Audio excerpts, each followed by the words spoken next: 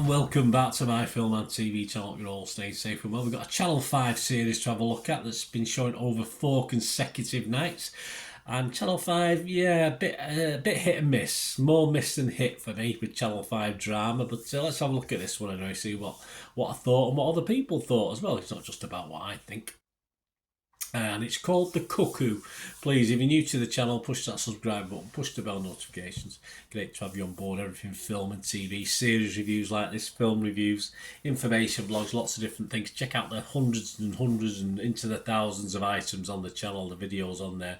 And you'll see some stuff on my football team, Manchester City, as well. So even if that's of no interest to you, how could it not be? Anyway, if it's not of no interest to you, if you know anyone who might be interested in it, please give me a kick in my direction. I'd be very, very grateful.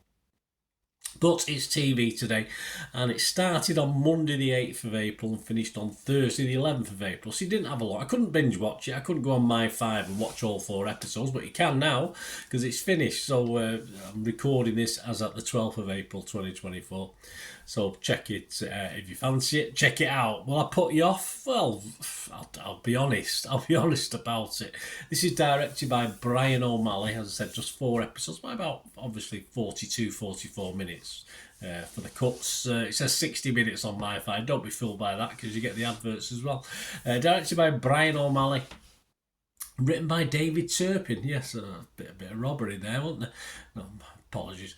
Stars Shan Gregson is played by Jill Halfpenny. We've got Nick Haynes played by Lee Ingleby, so a lot of familiar faces to UK TV watchers.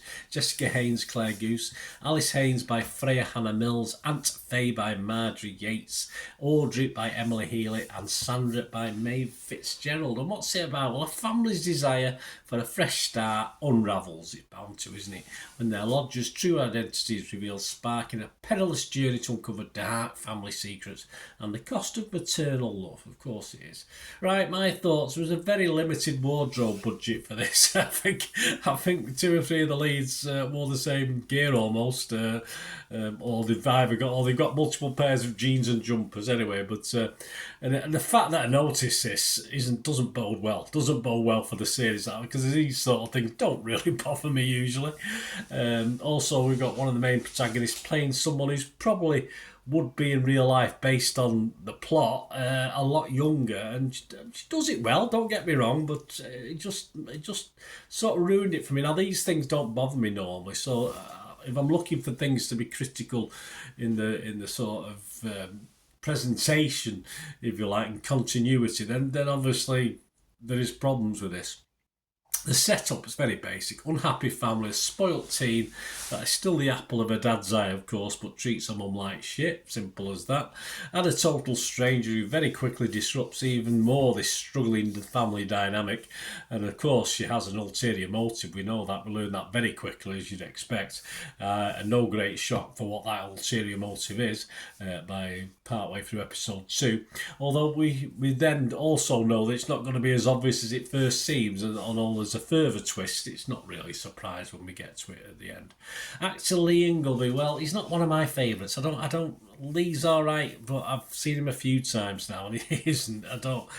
For me, he's just doesn't offer much to a role. I don't like, again, it's something that wouldn't normally bother me if it was a good story, but he just grated on me a little bit in this. He does what he does. He's absolutely nothing wrong with it. He's just not one of my favourite actors. I find him annoying in most roles, though, like the others, he wasn't given that much to work with this one, unfortunately. Jill Halfpenny, yes, I will say she's almost 50. Yes, she's doing really well. Don't get me wrong. I think she's 49 this year, but it's portraying a woman seemingly a good deal younger to have a child of a teenager, if you like, whilst very young. But credit to her, she does all right. She does all right, but it just sums up for me the caretaker when putting this story together as far as casting is concerned. Jill's not going to say no to a fee, is she? And as I say, you've probably got away with it. Because again, I just got to thinking too much about it, and that is a bad sign. I say, I'm worried about the age of a cast member and what they're supposed to be portraying, which is not officially given. Then again, it means the stories are fantastic. I mean, this is afternoon throwaway telly at best, and even then it might struggle to hit that slot. It's certainly not 9 p.m. so-called peak time viewing in the old days. It doesn't really matter these days. A plot that will probably struggle to be accepted on Emmerdale, Coronation Street, or EastEnders, or anything else, any of the other soaps you can think of, because it's all sort of been done before and nothing special. And although it is one I could definitely watch while I was checking my phone or doze off before bedtime without missing too much. And sadly or happily, if you did like it, fair enough, it's set up for a sequel. But please don't bother with the sequel. I don't think we need that, do we? So yeah, my scores on this, I'll be rotten on Rotten Tomatoes. I'd have to be negative on Metacritic, and I can't. Almost a 5, but it's not going to get a 5 off me, so no score from me. I don't give it a score if it's any less than 5. But how other people think, well, the only thing we've got is Internet Movie Database.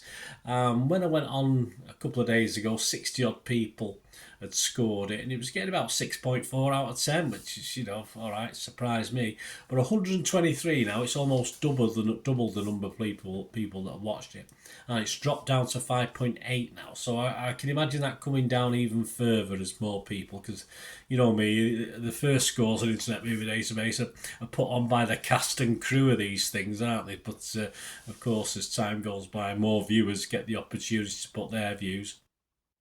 And that 5.8, I could see certainly dropping to 5.5, even around the 5 mark, or even less. So we'll see. Interesting to go. But I'll probably go back in a couple of months, just have a look, see how wrong I was. So anyway, there you go. 5.8 out of 10 on Internet Movie Database, but only 123 scores and reviews as I'm doing this. Well, there you go, guys. I'm sorry I didn't have anything more happily to tell you about this series. I mean, of course, I always recommend to everyone, just don't take my word for it. Have a watch if you like the first episode, where it doesn't start to become too obvious what's going on, was okay. So if you get through the first 2 and you're happy enough with it, yeah, fair enough. But get a feel for it.